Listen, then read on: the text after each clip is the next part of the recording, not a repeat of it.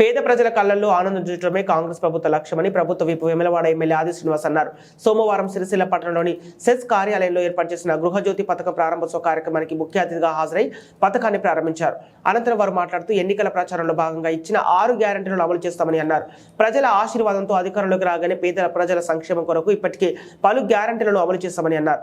ఎన్నికల్లో గెలిచిన 2 రోజుల్లోనే మహిళా తల్లులకు ఉచిత బస్సు ప్రయాణంతో పాటు పేద ప్రజలకు మెరుగైన వైద్య సేవలు అందించాలనే లక్ష్యంతో ఆరోగ్యశ్రీ పరిమితిని 10 లక్షలకు పెంచామన్నారు. గతంలో కాంగ్రెస్ పార్టీ అధికారంలో ఉన్నప్పుడు వైఎస్ రాజశేఖర రెడ్డి తొలి సంతకం ఉచిత కరెంటు పైన చేశారని గుర్తు చేశారు. కాంగ్రెస్ పార్టీ ప్రభుత్వం రైతులకు బలహీన వర్గాల అభ్యున్నతికి ఎల్లవేళలా కృషి చేస్తుందన్నారు.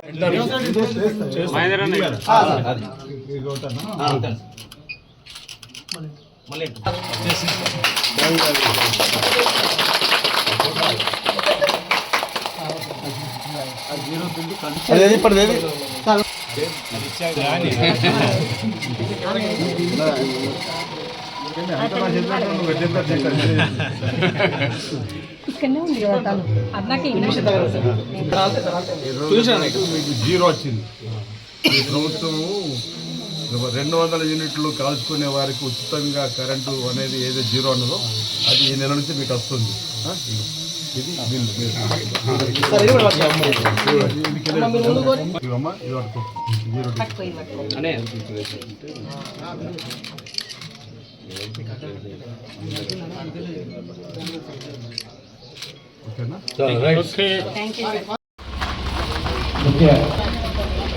వారందరినీ గౌరవంగా ఆత్మీయంగా సన్మానించుకోవడం జరుగుతుంది.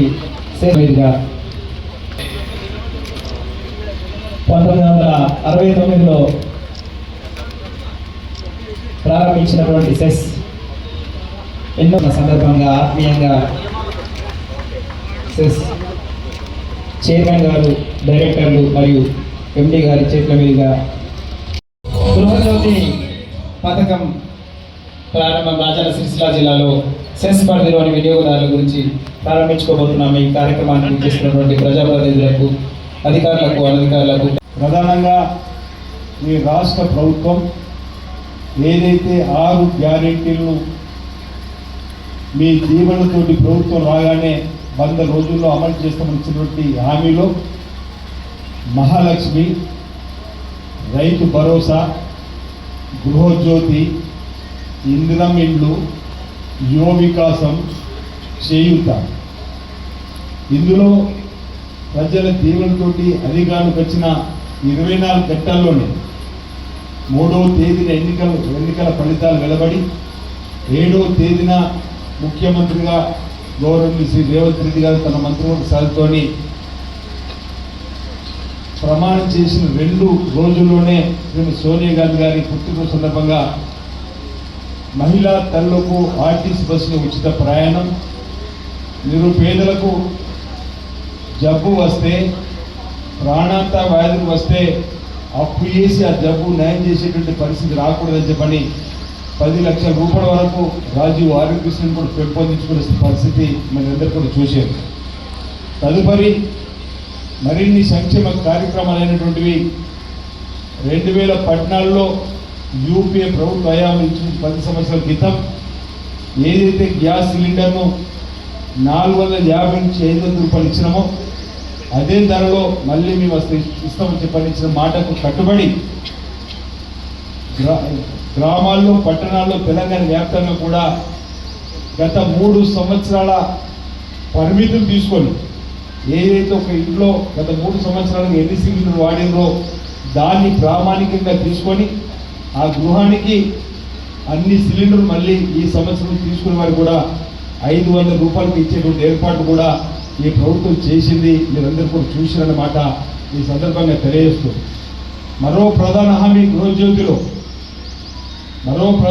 గృహజ్యోతి రాష్ట్ర వ్యాప్తంగా ఉన్నటువంటి పేదలకు 200 యూనిట్లు కాల్చుకునే వారందరికీ కూడా జీరో బిల్, మహిళా తల్లులకు ఇప్పటికీ ఆర్టీసీ బస్సులో జీరో టికెట్ ఏ విధంగా అమలవుతుందో ఈ మార్చి నుంచి వచ్చేటువంటి 200 యూనిట్లో వారందరూ కూడా జీరో బిల్లును ఇవ్వాలని, ఆ వచ్చినటువంటి బిల్లును ప్రభుత్వం సంబంధిత శాఖలకు ఈరోజు ఇప్పుడు సెస్ మన జిల్లాలో కాబట్టి సెస్ ప్రభుత్వం చెల్లించే విధంగా, అదేవిధంగా ట్రాన్స్కోగా పిలువబడేటువంటి వారికి కూడా ప్రభుత్వం ఇచ్చే విధంగా ఒప్పందాలు జరిగి మనం మార్చించుకోవడం జరుగుతుంది. ఇది పేద ప్రజల కళ్ళల్లో ఆనందం కనిపిస్తుంది. ఓ తల్లి వీడియో చూసినాం, ఈ నెల నుంచి నీకు బిల్లు లేదు కదా అంటే నిజంగా ఆయన దేవుడు, నాకు మాటలు రావడం లేదు.